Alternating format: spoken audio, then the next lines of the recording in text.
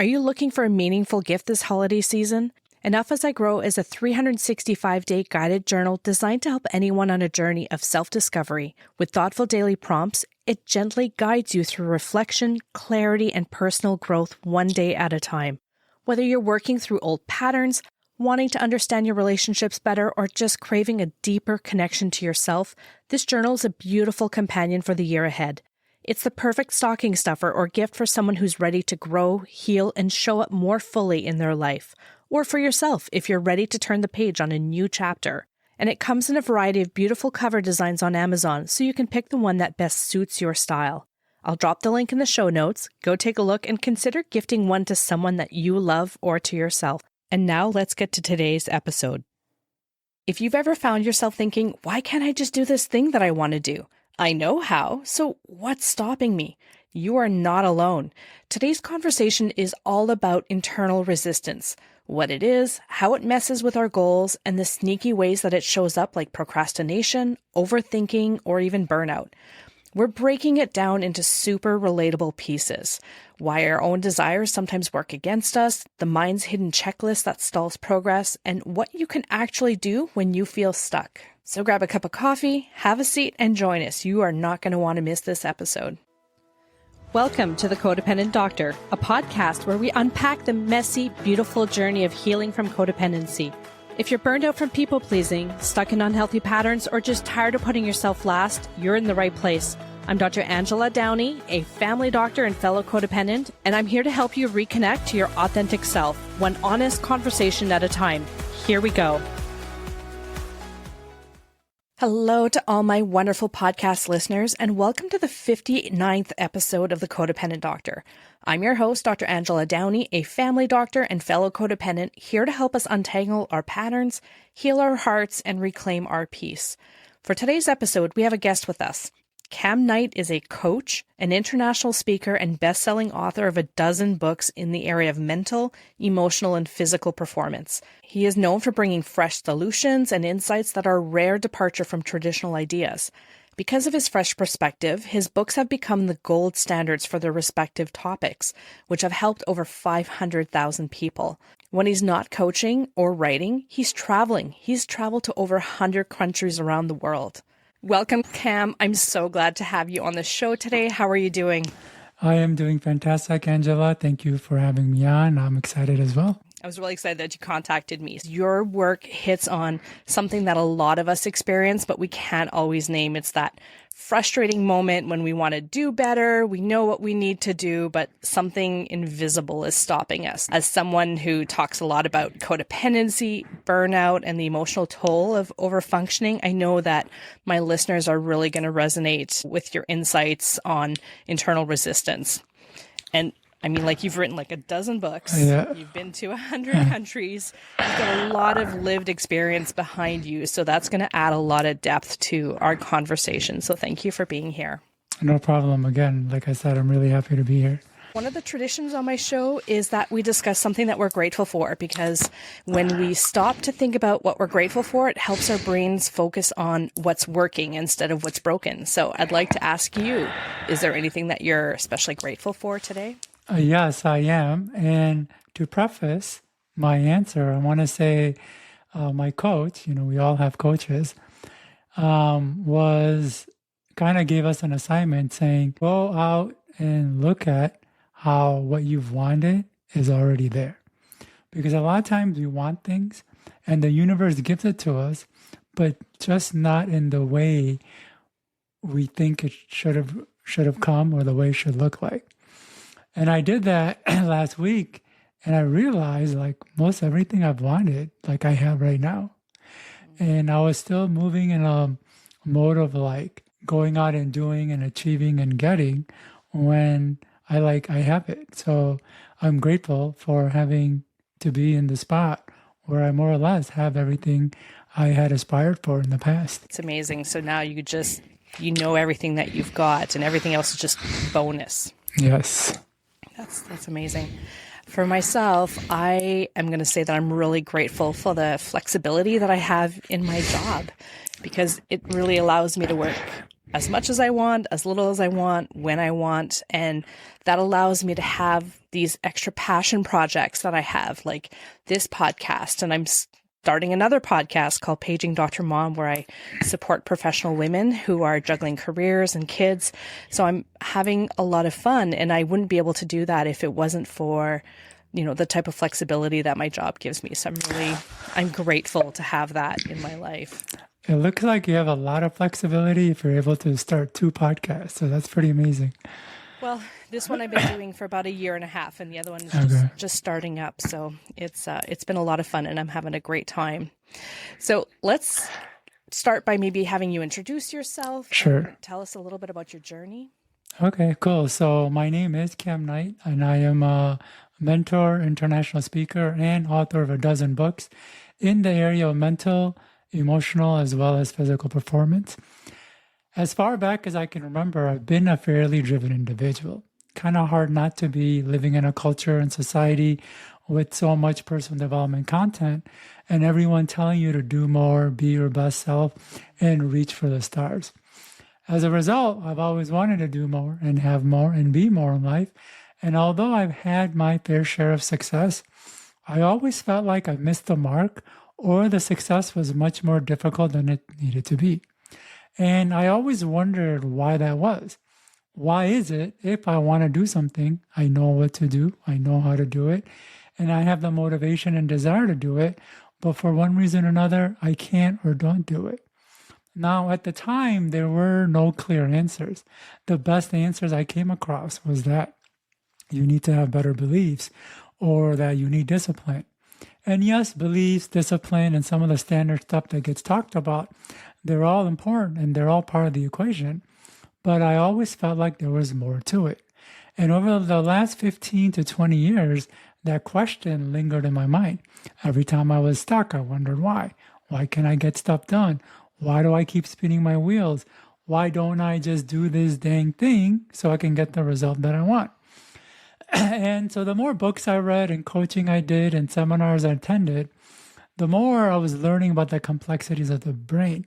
And the running theme that was always being discussed is why we can't do things, or like what's holding us back and what keeps us from doing this thing or have good relationships and things like that. And over time, my brain started to come to the realization that there's a part of our brain that's designed to hold us back. And there's a part of ourselves that's built to keep us from growing and making progress. And I call this part resistance. And it's this brick wall that we hit anytime that we want to do something, but we can't, no matter how much we want to do it. So you're talking about internal resistance. Yes. Yeah. So why do you think so many of us struggle with internal resistance? Even when we want to change, we're motivated to change, but why do we struggle with it? So it really helps to understand that the part of the brain that creates wants and desires, it works separately and independent of the part that allows us to act on that desire. This is really important, so I'm going to repeat it. The part of the brain that creates wants works separately and independent of the part that allows us to act on the want. So we have one part of the brain that's creating endless wants, one after another, and it doesn't check to see if we have the time, energy, and resources. It just creates wants. But then we have the other part of the brain that gives a green light on whether or not we should proceed with that want. And this is the part that checks to see if we have the time, energy, and resources. So what's really important to understand is the brain can both create a want and desire for something and at the same time keep us from moving forward with it. And the way this process plays out is anytime we do have a want, the brain looks at that want through a whole host of criteria. And if that desire is not in line with any of the criteria, the brain will prevent action. And some of the criteria are things that are kind of obvious and we know about that gets talked about, like limiting beliefs, habits, and comfort zones. But it gets even deeper. It gets into our self-image, it gets into authority issues, core needs, and all of that. So anytime we want to do something, the brain is like checking through all of that. And if any of them is not in line, it will prevent action. And what's really important to understand is that it's not just resistance that can hold us back, but our own wants can hold us back. Both of these things can hold us back. So it doesn't matter how much motivation a person has, how simple the solution is, or even how much benefit we can derive. If this part doesn't give us the go-ahead, and if the wants aren't conflicting, then we can't do it. And it really helps to understand what these parts are, how they work. Otherwise, we'll kind of be stuck, as a lot of us can feel sometimes. I hope that made sense. It does. So we have a want. There's something that we want to do. Yeah. And there's another part of our brain that starts going through this checklist of, is this achievable or not? Yeah. And that's where we get stuck, right? So how do we start moving? How do we start moving past that? Well, first is to address these things. So, like I said, it goes through a checklist, and some of them is not so much just about being able to achieve it. The limiting beliefs aspects are part of it. The other parts are about habits and comfort zones and things like that. So it kind of helps to go through all the things that are holding us back and work through them one by one until we can move forward. Though, unfortunately, it's a long process because we have to know essentially psychology and the human mind at a deeper level than in a way is a lot of psychologists, because there's so many things that can hold us back. What are some of these limiting beliefs? So limiting beliefs can be anything. And a great way to understand them is, I'll share a quick story. Several years ago, I was at the beach in Chicago, and I met a woman who was telling me that she was a model and wanted to move up to starting her own modeling agency in Miami. And I asked her why Miami and not New York or LA, as those cities are the hotspots for the industry. And her response was, because those cities would be too difficult to get in. So now she had a belief in her mind that starting a modeling agency in New York or LA would be too difficult. Now, whether or not that belief is true, it influenced her decision to start an agency in Miami. So a belief is simply a thinking of what's possible or our available options. Now, what's really important to understand about this story is that we have beliefs about what's possible to do in the world and what's possible for us. So a person can have a belief that something is possible, like it's possible to start a modeling agency in those cities. Others can do it, but not me. It won't happen for me. And it's really important to look at both beliefs, because we might think something is possible, but deep down, not think it's possible for us. And when we start going after it, we will hit hurdles and blocks and avoidance behavior, because that core belief deep down is saying it's not possible for us. This episode includes a paid partnership with BetterHelp. 3 years ago, I hit a wall. I was so burnt out that I walked away from my family practice. I thought I hated it and might never go back. But what I really needed was to face my people-pleasing, the chronic guilt, and the fear of conflict that had been weighing me down since childhood. It took a lot of therapy to work through those roots. But because of that, I'm able to come into medicine in a way that I actually enjoy again. That's why I believe that therapy is crucial. Not just when you're in a crisis, but for staying grounded and being the best version of yourself. I've been working with a credentialed therapist through BetterHelp, and it's been such a supportive part of my routine. After each session, I feel clearer and stronger. BetterHelp makes starting therapy easier. You fill out a short questionnaire and get matched with a therapist quickly. And if it doesn't feel like the right fit, you can switch anytime at no extra cost. With over 7,000 reviews and a 4.3 rating on Trustpilot, it's a platform that you can trust. Click the link in my show notes, betterhelp.com/Dr. Downey, to get 10% off your first month. I got when I was, younger, I kind of got the message that, people like us didn't become doctors, right? There's nobody else in my family who's a doctor.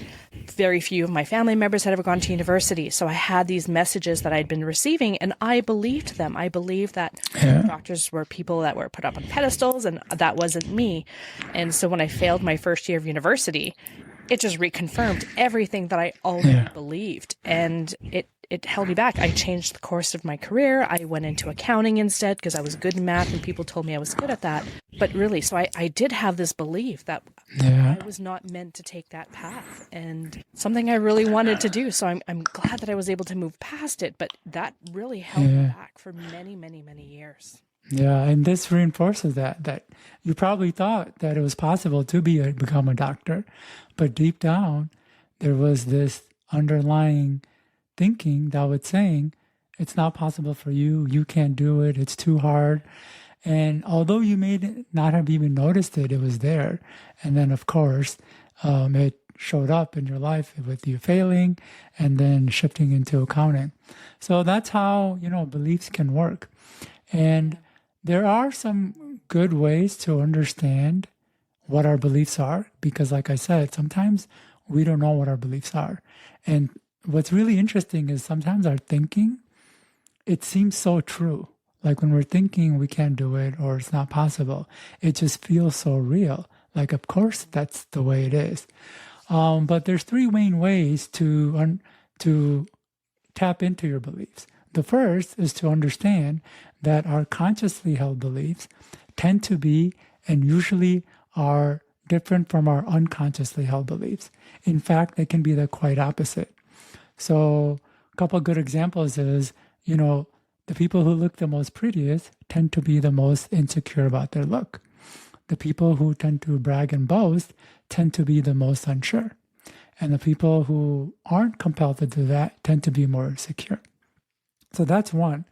Two is to kind of look at your life. Look at your job, the house you live in, the car you drive, the money in your bank account, as well as the friends you hang out with and the money in their bank account. Those are all telltale signs of your beliefs. But a more direct way, which I really like, is to create a self-talk statement about a change that you want to have happen or that you want to have. For example, let's say, you wanted to be a doctor, you would repeat statements like, I am a doctor, or I am a successful doctor. And you would repeat that. And as you do that, your mind is going to retort. It's going to say things like, no, you're not. You're this. Like, you're not smart enough. You'll never be a doctor. The responses your mind gives you are telltale signs of the beliefs that are running inside you.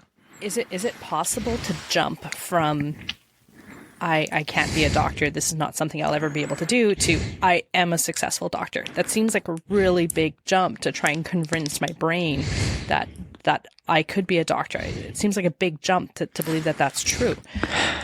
Just like if someone is like, oh, that person's very attractive, I want to date them. But in your mind, you're like, that person's way out of my league, I'll never get them. To jump from one belief saying that this person is out of my league to I'm in this person's league, sometimes that just seems like too big of a jump. Are there steps in between, or do you have to go and try and believe that? Yeah, it is. It's actually a good point that you bring up, Angela. It is a fairly big jump, and people will lead us to believe that we should be able to make that jump very easily and very quickly and not fall back. But that's not the reality of it. When we're talking about the beliefs that are internal, they do take a little bit of time, but it doesn't mean that they can't be changed. And the first step is to understand what I had kind of initially said, is that a lot of our thinking, it just seems so true. And because the thoughts are in our head, we think we're the ones thinking them.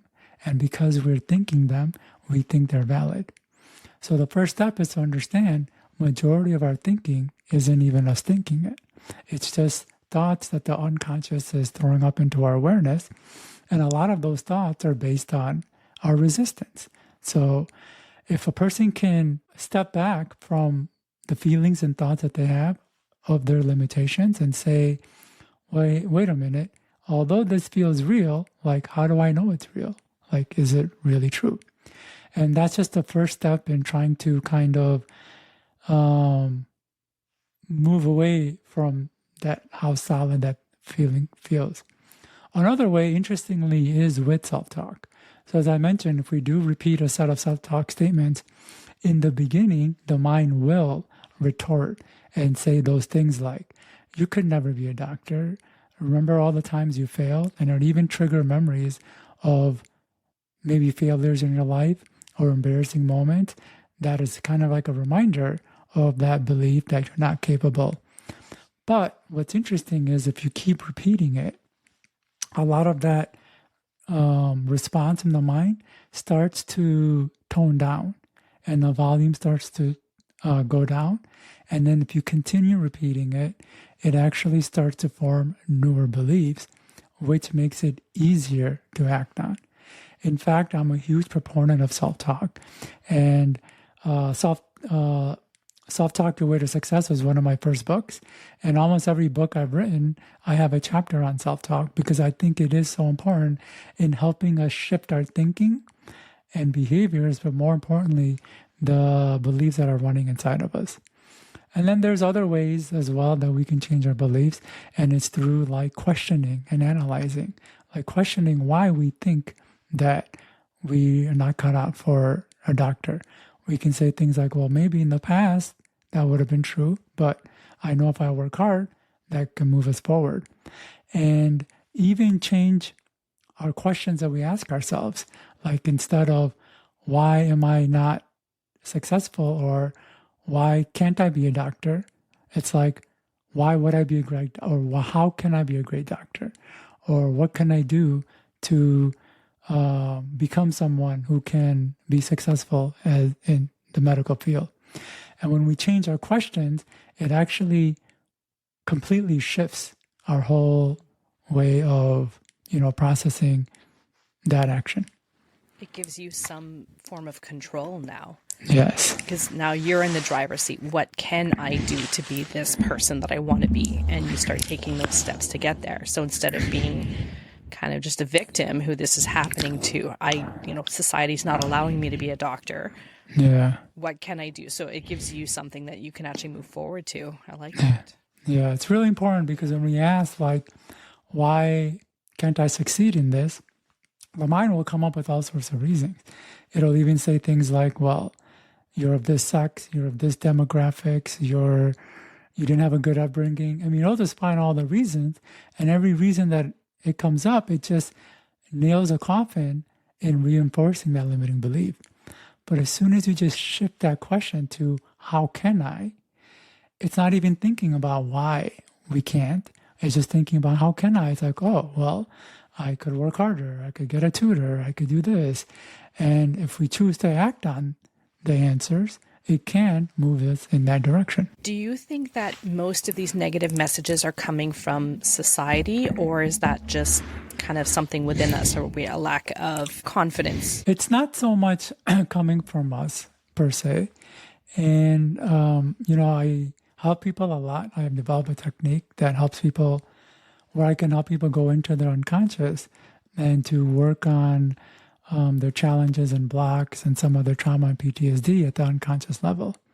And sometimes we get to a point where their mind is berating them.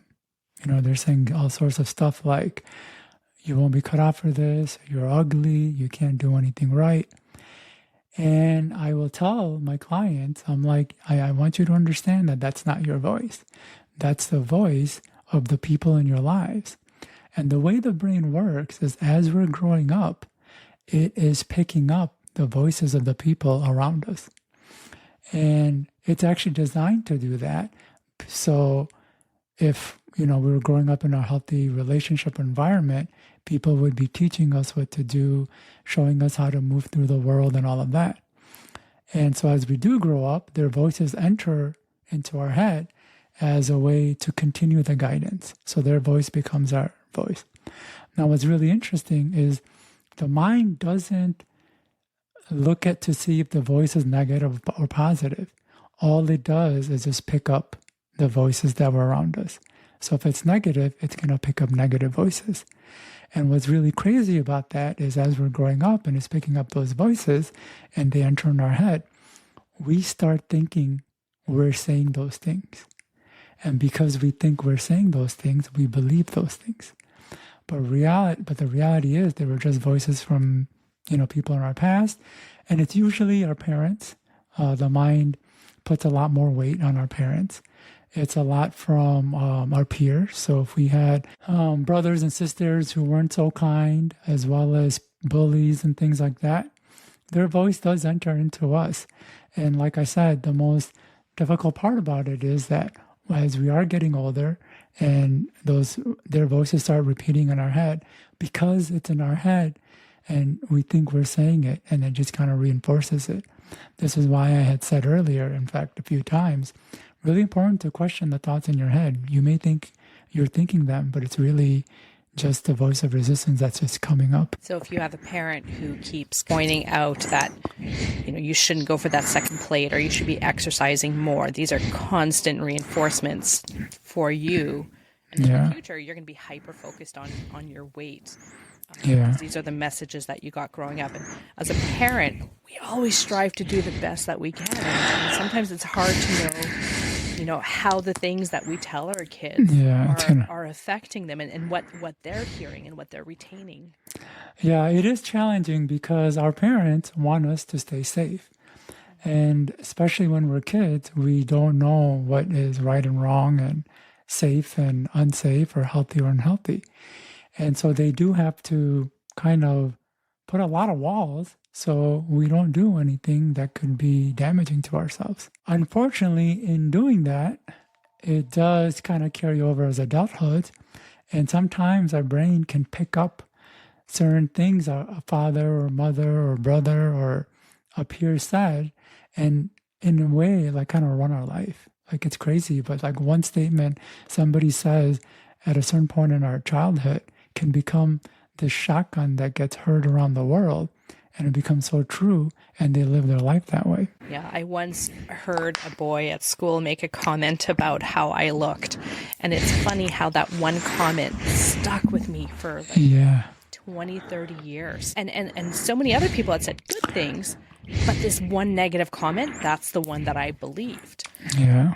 And it stuck with me for a really long time. And so we're surrounded by people all the time, and you want to be surrounded by good people. But sometimes these negative comments come out, and it's hard to know what to believe sometimes. Yeah. And something that could be helpful to you and as well as your listeners is to understand the brain puts a lot more weight on the negative comments. So we can hear 10 positive things, but it's that one negative that the brain really gets hooked on and sticks to. And it's kind of, there's a reason for it. It helps us survive. It's because we humans, as amazing as we are, as amazing as our bodies and our mind and even our hands, the complexity that's involved in it, like, we still haven't been able to create computers and robots that can do what we can do. We're getting there closer, but it's taken a long, long time. At the same time, we're extremely fragile. Like, the simplest things can hurt or injure us or end our life. And because there's so many dangers and we are fragile in that sense, the brain does prioritize more negative than the positive. It makes sense. It helps us survive. But like you said, and the effect of that is that we can hear all these positives, but it's that one negative that can really be like a dagger to our heart. And I'll give a really great example. So I am an author, and as an author, I met a lot of other authors, especially some really successful ones.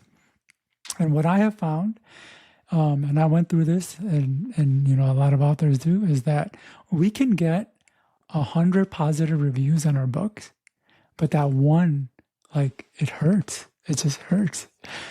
And so, yes, when we do get that negative, it does help to switch that and reinforce the positive, but it takes a lot more. It takes like 5 to 10 statements to just neutralize that negative. And then we need a few more to kind of push past it.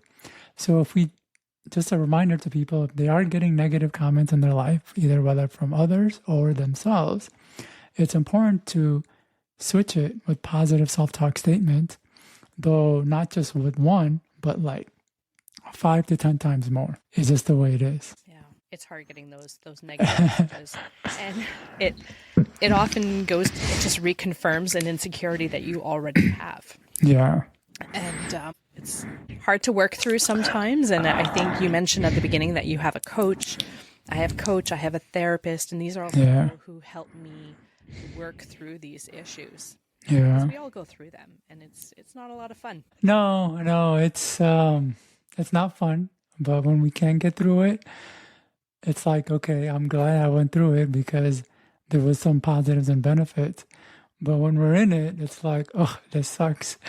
Like, so yeah, it is a challenge, and it does help to have good coaches and mentors that you resonate with, and people who kind of can understand where you're at and know how to help you move forward easily.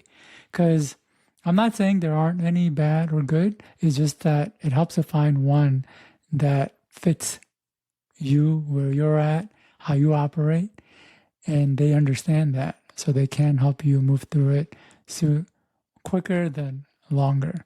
So the reason I bring that up is, I've cycled through different coaches, and in fact, it's actually important to have multiple coaches and mentors, which is what I do have. I'm very fortunate for that. So it's another thing I'm grateful for. But it's really important to be not just like getting any coach, like knowing yourself and knowing what's going to be most optimal for you and seeking that. What are some causes of resistance that most people wouldn't ever think of? Something hidden or unexpected? So yeah, there's two that I'm going to share because I think it's really important and it's affecting all of us. One is what I call a core need. So as humans, we have all sorts of needs, like the need for attention, affection, love, and even physical contact. And some of these needs are deeply ingrained into us, like the need for a mother's love or a father's guidance. When we don't receive it, it creates pain, a lot of pain, the kind of pain that can make a person go crazy. That's how deeply ingrained these needs are. Now, if growing up, the brain learns that these needs can't be met, won't be met, or is too dangerous to be met, the brain will prevent us from going after the need. Makes sense, right? Unfortunately, because these are core needs, the need doesn't go away. It just gets louder and stronger and more painful. But since the brain believes these needs can't be met, it feels it has no other choice but to distract us from it. And there's many ways the brain will distract us from these core needs. And one of them is to make our lives difficult, challenging, and keep us from finishing anything we start. So our focus is always on problems and not this pain. And I'll share a really important story about this.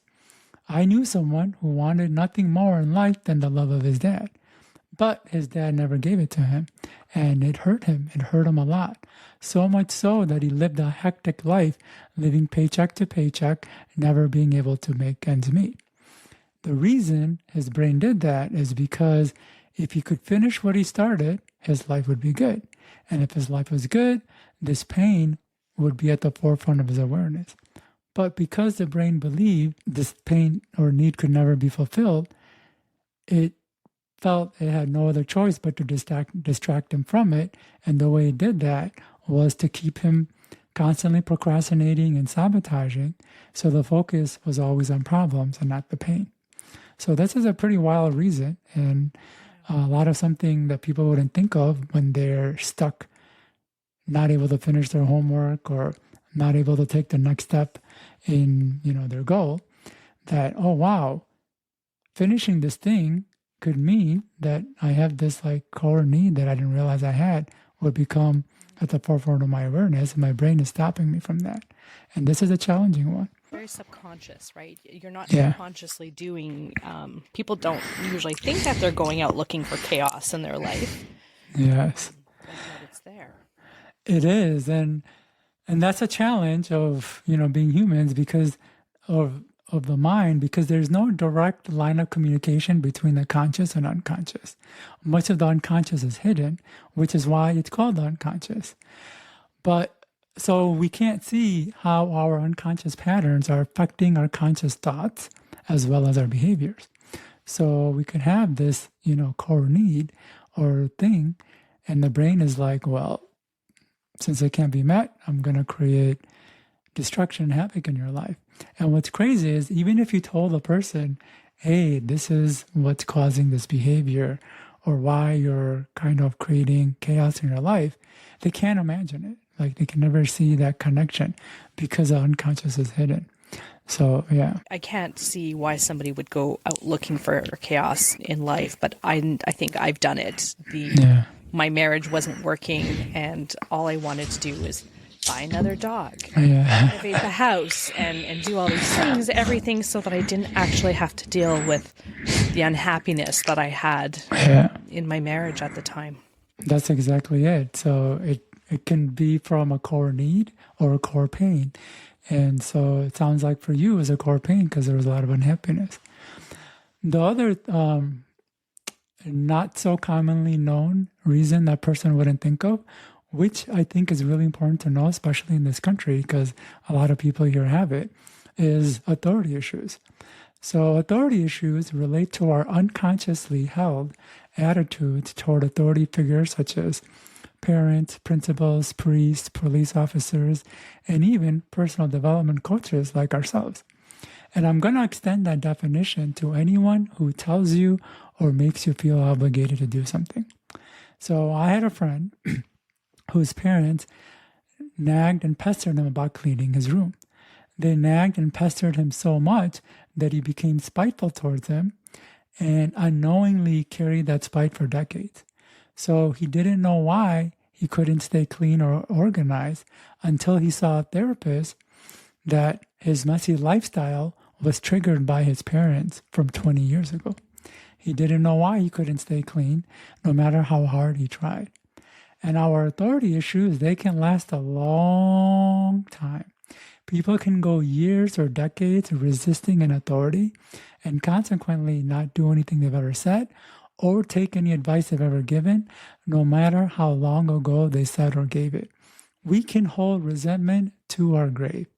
So what that means is that to this day, in this very moment, a person may be unable to listen to a parent, teacher, or a boss because they are resisting them. And no matter what they say, they can't do it.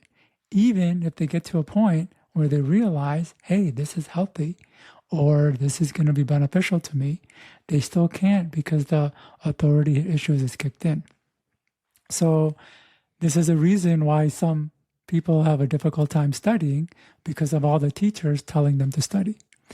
This is also the reason why some people have a difficult time being on time because at some point, someone was always on their case about being timely, or they're being resistive to diet and exercise because an overbearing father or mother or a boy or girlfriend was so overbearing about it. And the opposite can also be true. We may have been told not to watch so much television or eat so much junk food, and now we binge like it's going out of style. And we may think it's because we enjoy television or junk food, but the reality is we're resisting some authority at large for telling us what to do. And it's also the reason why a lot of people still drink, smoke, and get high, even as adults, in a way to unconsciously give the big FU to all the people who said it was bad for them. Yeah, that's what I was thinking when you were talking. I'm like, oh, I think I've done that for sure. Yes. Like, well, I'm going to show you. Exactly. Yeah, even though I know it's not good for me. And here's the thing about authority issues. It hurts no one else but ourselves. When we don't listen to the teacher, it doesn't necessarily hurt her grades, it hurts ours. When we don't listen to our parents, it doesn't necessarily affect their health, it affects ours. And what's more is that a lot of times our authority issue response is in an attempt to hurt them. Like we want to hurt them by not listening to them, but it really hurts us. And what's crazy is that a lot of times our authority issue response is to outsmart them. Like, oh, I'll show you. Like, you're telling me to do this or I need to do this, but I'll show you that I don't need to. And then we overwork, get worse results, trying to do something different. And instead of outsmarting them, we look like the fool. I was going to say, I feel like everyone out there who's got teenagers is shaking their heads and going along, going, is this what's happening? This is it. And what's crazy is the parent wants to help the child, but just because of this dynamic, the child can't receive it. The more the parent tries, the more it pushes the child away. And it's one of the challenging aspects of, I think, being humans. And one of the challenges we have as trying to stay in a functional society, because just by telling someone what to do that could be helpful, they want to not do it. So it creates a lot of challenges for people in positions of education, law, like police officers, judges, because I do believe they are trying to be helpful, but in their efforts, it creates an opposite outcome. And what's really important for people to at least understand it in themselves, because yeah, they could be experiencing that with the child, but they're probably doing it themselves as well, is that this authority issue response can be pretty automatic and rapid fire. Like a desire comes up and it's like, no, I don't want to do that. Another desire comes up. No, I don't want to do this either. I don't want to go here. I don't want to do that. And our authority issue response just shuts down all these things without us even having a say in it. And again, because the response is coming from us, we think we're the ones making the decision, when it's really this thing that has kind of got triggered into us since we were young. So a lot of challenges and complexities to the human mind and brain, and how and all the different reasons resistance shows up. So do you have any advice as a parent? You're trying to get your kid to clean up their room and trying to do all these things, and they are resisting because you're the authority figure. Yeah. How do we move past that? I have to realize I can't control another person. Yeah. They have to want to do that. But is there a way to get buy-in or get some kind of arrangement going where they clean up their room? I'm going to share a couple of strategies. The first, it actually starts from when the child is young, because what the child is looking for is that love of the mother and the guidance of the father. That child is built for it. Like I said, when they don't receive it, it's painful. And if a parent doesn't show up that way at a young age, that child is going to get upset. The child is not going to know why it's upset. It just knows it's not receiving something that it's built to, and it should. And because it gets upset, that's when the authority issue starts coming, because it's like, well, why should I do this? I'm not going to get this thing that I need. And so it builds over time. 2, there needs to be some sort of like a relationship between the parent and the child. What I've noticed in this culture, outside of other cultures I've been to, is that we tend to herd our children. We send them to school, and then from school to soccer practice, from soccer practice to piano lessons to whatever. They come home.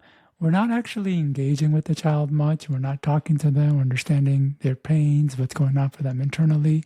So of course, there is no connection the child has to the parent. And so the brain isn't going to listen to somebody that it doesn't have a connection to.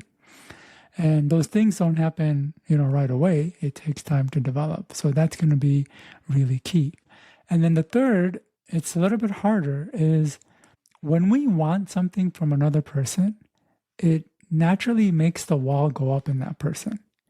It's a really weird part of human dynamics, which is why they tell you on a first date, don't be too excited, because it literally, the other person creates a wall and they can lose attraction for you.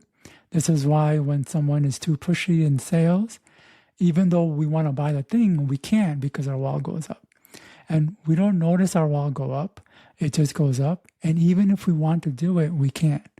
And so just by a parent wanting the child, even if there wasn't authority issues, it's going to bring up the wall in the child to a certain degree. And the more the parent wants it, the more the wall goes up. And what's really interesting is that when the wall goes up, the parent wants the child to listen even more. And then it makes their wall go up even further, and it becomes this feedback loop. So in these situations, it helps to reduce the want of the parent. I know it sounds counterintuitive.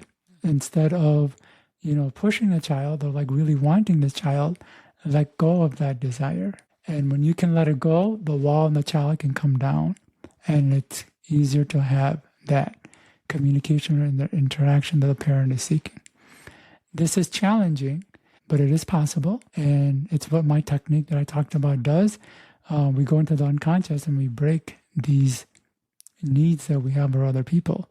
And when we can do the work on ourselves, magically the people around us change. So I hope those things were helpful. Yeah, it was really helpful. Thank you for that.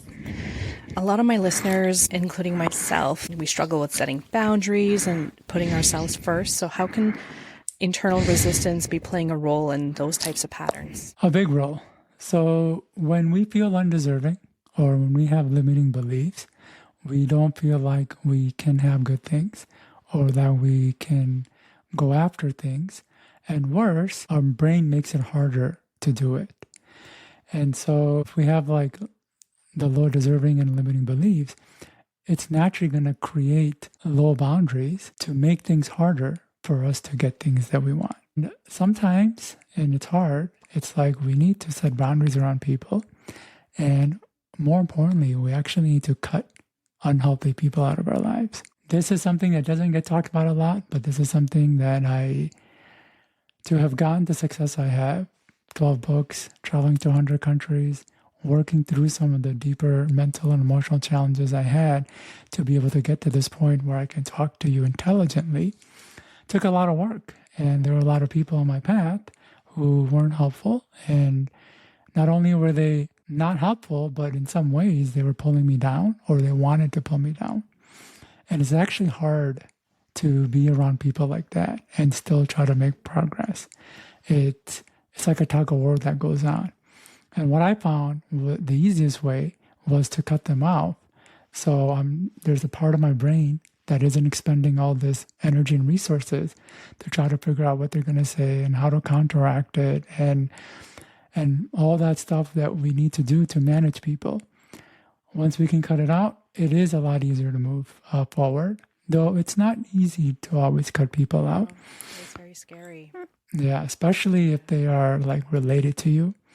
And there have been moments when even my parents I had to cut out, and even my brothers and sisters. If I find them to be kind of destructive, I have to put a lot of effort just so they don't destroy their own life.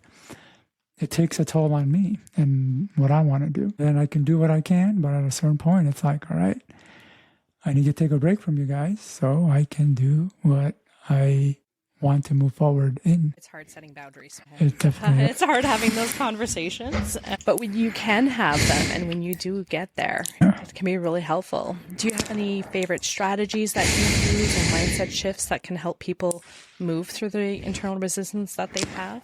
So internal resistance, one, is a very deep topic because it's not just about... Yeah, and I feel like we're not going to cover everything in this episode, and you're just such a fountain of information. I don't want to stop, but we might have to come back for another episode at some point. This is really interesting. Sure, I'd love to. I do enjoy talking and, I try to give as much info as possible. So a lot of times it helps to work on the specific cause of the resistance. So if we do have the limiting beliefs that we kind of talked about earlier in the episode, then we work on the beliefs. If our cause of resistance is authority issues, then we need to do the things related to authority issues. And if it's related to a core need or some other cause of resistance, then we need to do the things that work on that. The reason I say that is because you can't use a one-fit-all approach. You can't use what works for limiting beliefs on authority issues, and what works for authority issues is not really going to work for core needs. And so that's one really important thing.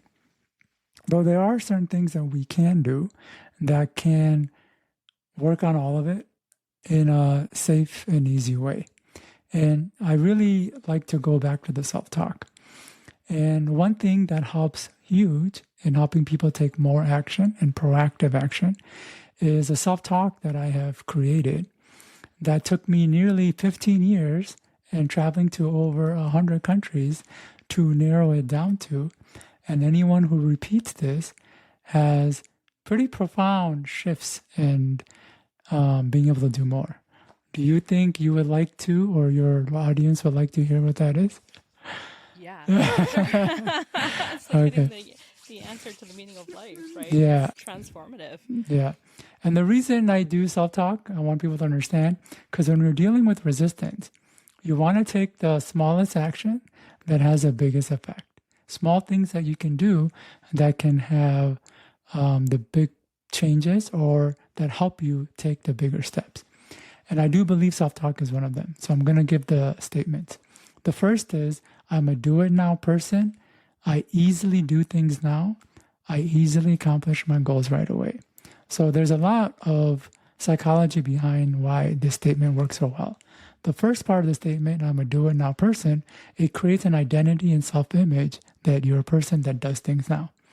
We didn't get into it in this podcast, but self-image and identity is also a reason why resistance can come up. So it neutralizes that and it creates an identity that you're a person who does things now. So it makes it easier to do things. Now, doing things is not always fun. It's painful and stressful, which is why the second part of the statement is there. And that I easily do things now. If a person repeats that, it makes it easier to do the things that they're wanting to. So it's not like so much of a strain or creates so much burnout. And then the last part is I easily accomplish my goals right away.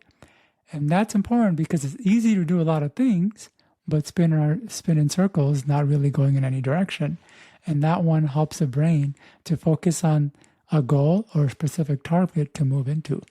And even if a person doesn't have a goal or target, if they repeat that, their brain will start to form one. So it's, I'm a do-it-now person. I easily do things now. I easily accomplish my goals right away. So that's the first statement. And this creates forward momentum and action. But we still need to neutralize the things that hold us back. And a lot of it does come down to undeserving and limiting beliefs, the things I kind of mentioned. So the second part is I deserve, have permission, and am having good things.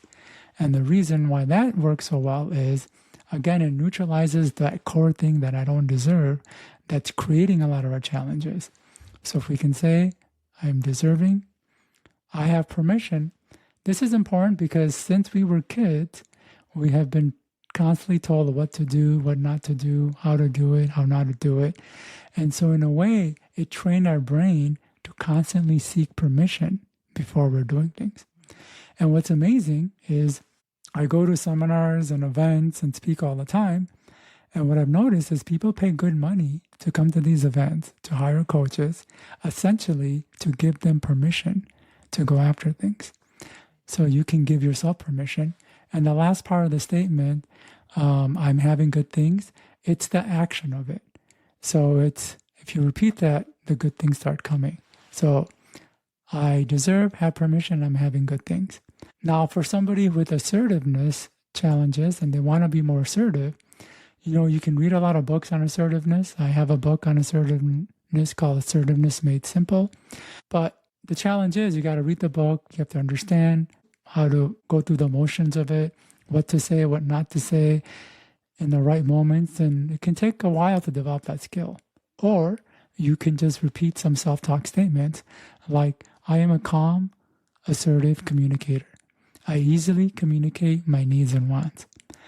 If you repeat those two statements, you'll start to become much more assertive and much quicker than going out reading and developing a skill. So 4 statements, it'll change your life. Oh, Kam, you have 12 books. So if someone were to start somewhere in those 12 books, where would you suggest that we start?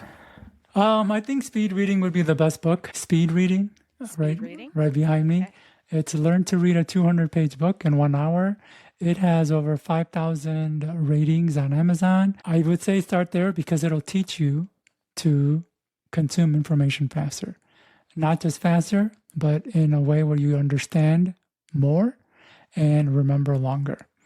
And so once we can learn to start understanding how people put together information so we can understand it better and how to actually zip through it in a very natural and easy way. Well, the reason I wrote that book is I find that a lot of people, reading is like kind of a painful and annoying and just like not a pleasant experience. And with that book, it doesn't take a lot of training, just shifting the way you look at words. And within a few minutes, you'll be doubling to tripling your reading speed with better comprehension and memory in literally minutes. And then from there, you can not only go through information faster, but get more out of it so it could be useful. So we read that one book on speed reading, and then we can get through the other 11 in no time. Yeah. Though, if people like this concept of internal resistance, I have a course called Conquer Internal Resistance. And it's a deep dive into this topic. Like I said, we only covered a few causes of resistance. But this course goes into a dozen more. And we didn't even talk about how our wants get in the way. There are many challenges our wants create, and this course dives into that. But more importantly, when the brain doesn't want us to do something, it doesn't tell us that it is. Instead, it uses manipulative tricks. That's how procrastination and sabotage show up. And the course has dozens of tricks our brain is using on us on a regular basis that we don't even know about. And these tricks are so conniving that you wouldn't think of them as tricks, which is why they work so well and why we so easily fall for them. So they can get that as well. Yeah, I can put all that in the show notes. And you also have a freebie. 5 Ways to End Procrastination and Sabotage. Yeah. It's a really good PDF that people would like. It goes into the psychology of these tricks that show up. And if people can understand how these tricks are showing up, they'll be not so easily manipulated by them. And so they can make forward progress much sooner and quicker. And they can get all of that at my website, kamknight.com. That's KAMKNIGHT.com. Or they can text me the word flow, FLOW, to 26786, and they'll receive that PDF. Amazing. Kam, I want to thank you so much for being here with us. This was such a great conversation, and I loved it. And you are a fountain of information. And I feel like there's just so much more that we could be talking about. So I'd love to have you as a guest again in the future. So thank you so much for being here. And yeah, it's given me a totally new way of thinking about things. So I appreciate you being here today. Yeah, you're welcome, Angela. This was fun. Thanks for everyone for hanging out with us today. If you liked the episode, I'd love it if you would share it with someone who needs to hear it. I'm sure there's lots of people out there who would benefit, and heck, just share it with the whole world. I'd love to help more people out there. I'd also love it if you would be so kind as to follow and maybe leave a comment for the episode. I'm most active on Facebook at The Codependent Doctor and Instagram at Dr. Angela Downey. I wish you all a great week as you learn to foster a better relationship with the most important person, yourself. I'm going to talk to you again in 2 weeks with another episode of The Codependent Doctor. Take care for now. You've got this. Thanks for spending time with me today. I hope something in this episode resonated with you. If it did, hit follow, subscribe, or share it with someone who needs to hear it today. The Codependent Doctor is not medical advice and doesn't replace speaking to your healthcare provider. If you're in a crisis, please go to the nearest ER or call 911 or reach out to your local mental health helpline. I'll be back here next week with more support, stories, and strategies because we're healing together. My new book, Enough As I Am, is finally here and it's available on Amazon. This is a healing workbook for anyone navigating people-pleasing, guilt, or self-abandonment. It's filled with practical tools to help you build boundaries and reclaim your self-worth. And I've also created a companion 365-day journal called Enough As I Grow, with daily prompts to guide you through your healing journey one day at a time. Enough As I Am and Enough As I Grow are both available on Amazon. The links are in the show notes.